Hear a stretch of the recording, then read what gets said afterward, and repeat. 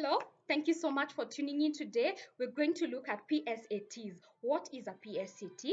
Who's supposed to sit for the PSAT? And what's the nature of the assessment questions in the PSAT? Stick around to the end of this video so you can get to learn more about this assessment. My name is Pauline Esther. If you're new here, welcome to my channel, and it is all about anyone looking to travel abroad for studies, or even here in Africa for studies, as well as anyone who enjoys to travel like myself, where I get to share with you all my travel stories and even sometimes my day-to-day vlogs.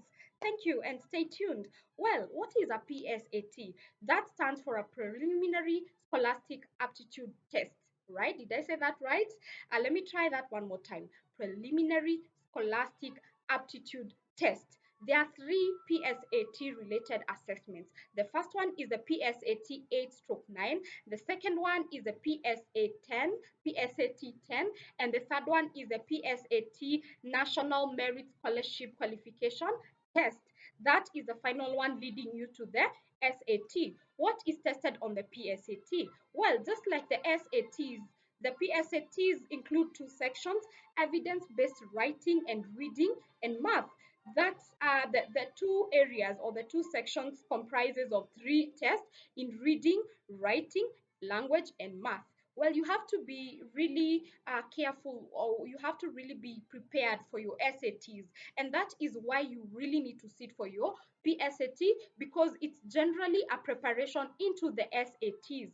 Well, who can take the PSATs? The PSATs are taken by anyone within the 10th or 11th grade.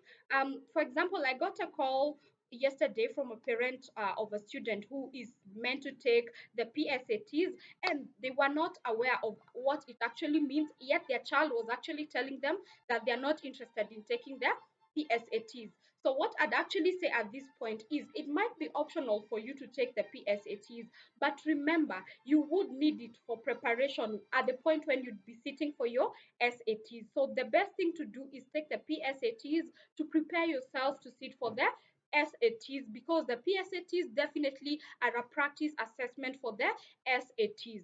Its sections and questions follow the same format with the SATs.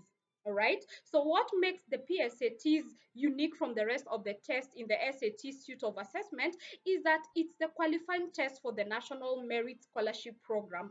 That is the last or the final assessment towards the SATs.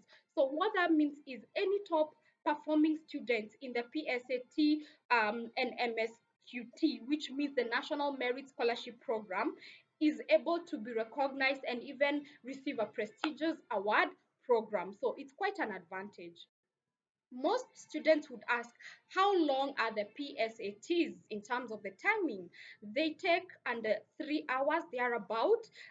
They are composed of a one 60-minute reading test and a 1 35-minute writing and language test, and they are also comprised of one section of 25 minutes no calculator math test. Yes, you heard right, no calculator math test, and another 1 45-minute math test on which you can now use a calculator.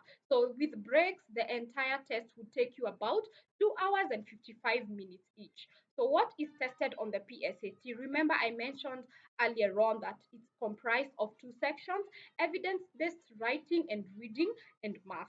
And these sections are comprised of three tests: reading, writing, and language, together with math. Well, how much would it cost you to take the PSAT related assessment?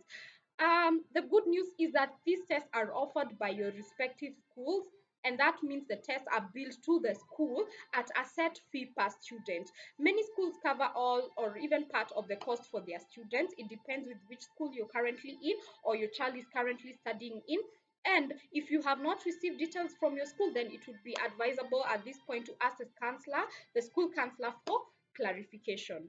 Um, the one thing I'd like you to note, however, is sometimes there are students who are looking to take the to retake the PSATs.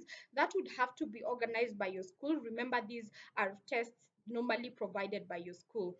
Otherwise, thank you so much for sticking to the end of this video. I'll make sure I drop another video that will cover the SATs, especially for anyone who's about to get into the college education and they're looking now to advance their careers.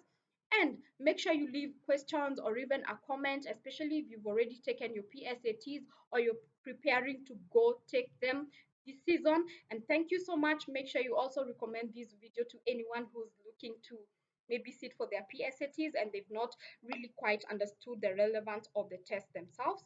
Thank you so much. It was really nice having you to the end. Bye bye for now.